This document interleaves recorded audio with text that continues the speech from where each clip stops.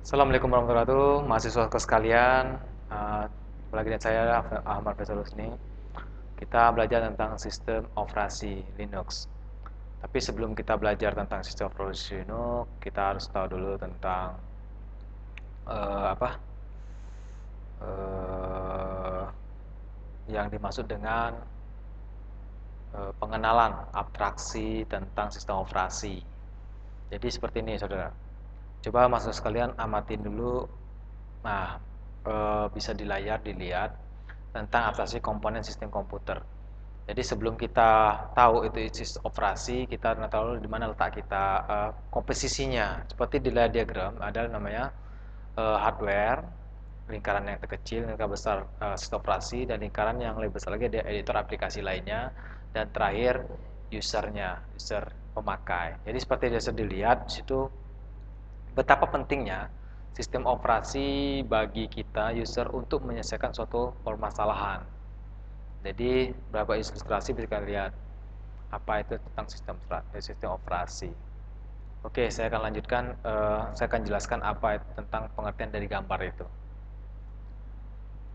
Seperti ini. Dari bagian komponen tadi, sistem komputer, posisi sistem operasi merupakan salah satu komponen utama dari sebuah sistem komputer. Komponen komputer lain adalah hardware, software, dan user. Nah, akan saya jelaskan juga tentang hardware. Hardware adalah penyedia sumber daya untuk komputasi yang dapat dilihat secara fisik dan dapat disentuh. Itu hardware. Ya, kan hardware. Nama aja hardware. Bisa dirasa oleh indera kita. Tapi kalau software, sarana yang memberitahukan hardware apa yang akan dilakukan terhadap hardware. Software tersebut dibagi dua, sistem operasi, program aplikasi. Program aplikasi merupakan software yang menentukan bagaimana sumber daya digunakan untuk menyelesaikan masalah para user. Jadi software ini adalah sarana memberitakan hardware yang akan dilakukan oleh hardware. Nah, pemberitahuan kepada hardware apa yang akan dikerjakan oleh si hardware, oleh si yang akan dilaksanakan oleh si sistem operasi atau software. Kemudian user ini manusia menjalankan program aplikasi dalam atau komputer lain. Nah, ini namanya user. Jadi berdasarkan tadi ini penjelasannya apa itu komponen dalam bagan. Oke, saya lanjutkan. Layanan sistem operasi ada ada macam layanan. Misalnya satu, pembuatan program. Pembuatan program ini adalah sistem operasi menyediakan berbagai fasilitas yang membantu program dalam membuat program seperti editor. Walaupun bukan bagian dari sistem operasi, tapi lainnya diakses melalui sistem operasi. Jadi seperti itu. Jadi sistem operasi menyediakan fasilitas membantu program dalam hal editor. Walaupun sistem, nah seperti itu ya. Kemudian ada lagi yang namanya eksekusi program. Eksekusi program adalah sistem harus bisa menload program ke memori dan menjalankan program tersebut.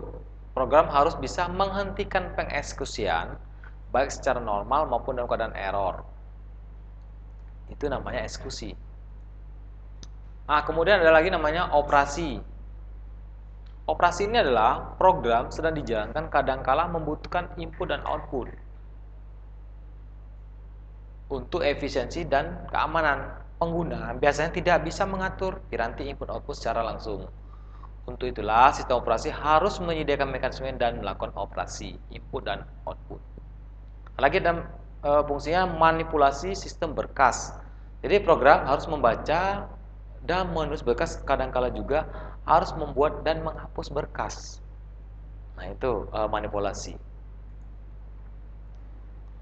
Kemudian komunikasi. Nah, komunikasi ini adalah kadangkala sebuah proses memerlukan informasi dari proses yang lain. Tidak, ada dua cara umum komunikasi, yaitu antara proses dalam satu komputer atau antara proses yang berada dalam komputer yang berbeda, tetapi dihubungkan oleh jaringan komputer. Komunikasi dapat dilakukan dengan share memory atau message passing, yaitu sejumlah informasi dipindahkan antar proses oleh sistem operasi. Jadi komunikasi itu ada dua, ada dua cara.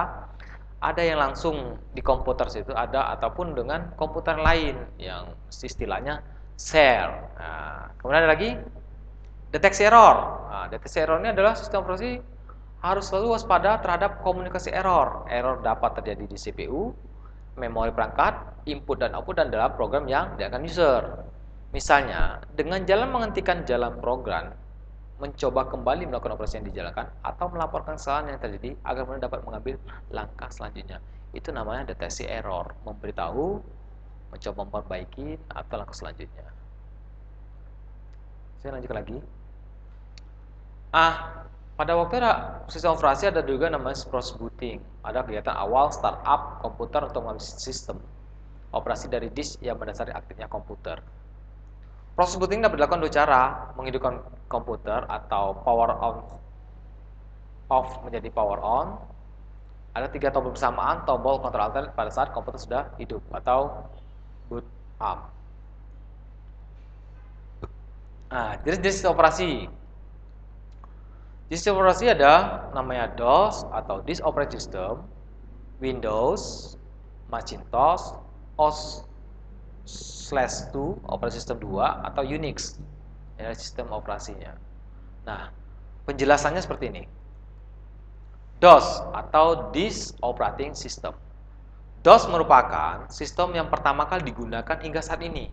DOS ini menjadi 3. Ada dibagi 3. Pertama, DR-DOS atau dibuat oleh perusahaan Digital Research pada tahun 88 dari hasil transformasi CPM atau Control Program Monitor.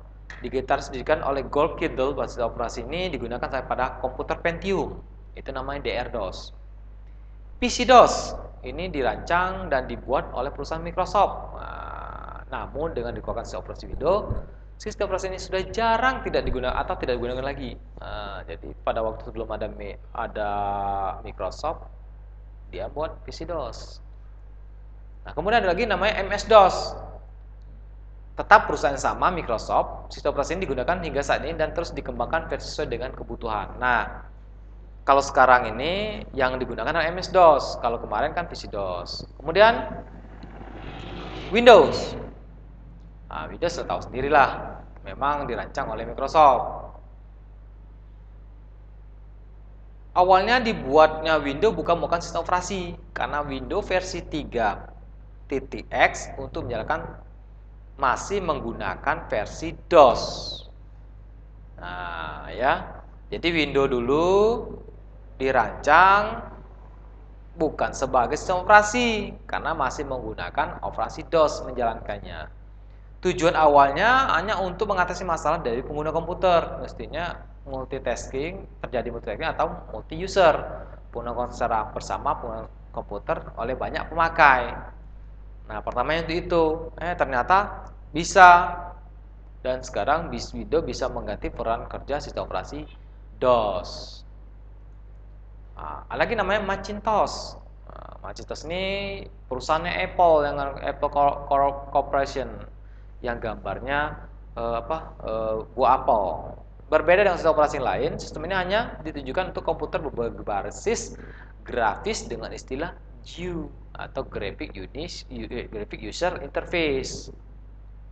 Penggunanya sangat spesifik karena tidak dapat digunakan pada komputer lain atau PC, tetapi hanya dapat digunakan pada komputer Macintosh saja, karena pada komputer Macintosh tidak dikenal dengan ekstensi exe.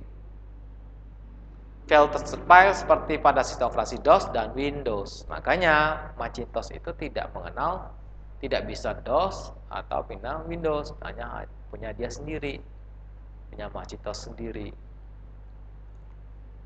Ada lagi namanya OS/2 atau Operating System 2, dibuat pertama kali tujuan untuk menggantikan sistem operasi DOS. Namun sistem ini jarang digunakan karena harganya lebih mahal dan menggunakan lebih lambat bila dibandingkan dengan DOS. Makanya kita jarang mendengar OS/2. Nah, kemudian ada yang namanya Unix. Unix ini pertama kali digunakan untuk komputer mini dan mainframe, tetapi kini sudah dapat digunakan oleh komputer mikro. Kalau dulu besar, sekarang sudah kecil. Diciptakan oleh risetnya Bell Laboratories di Amerika, tetapi kurang diminati oleh pengguna komputer mikro karena sulit menyatukan standar sistem perkembangan tidak sepesat DOS. Namun kini Unix telah mengungkapkan versi terbaru dengan nama Linux. Walaupun terbatas, tapi sekarang sudah ada namanya Linux. untuk mempromosikan dan memperkenalkan sistem operasi Linux kepada masyarakat. Maka pembuatnya memasarkan secara gratis. Makanya Linux itu free, open source, itu maksudnya dengan gratis ini. Walaupun tadi tidak digunakan oleh Mikro karena terlalu lambat, ternyata sekarang dikembangkan lagi. Ini di Linux, sekarang sudah familiar.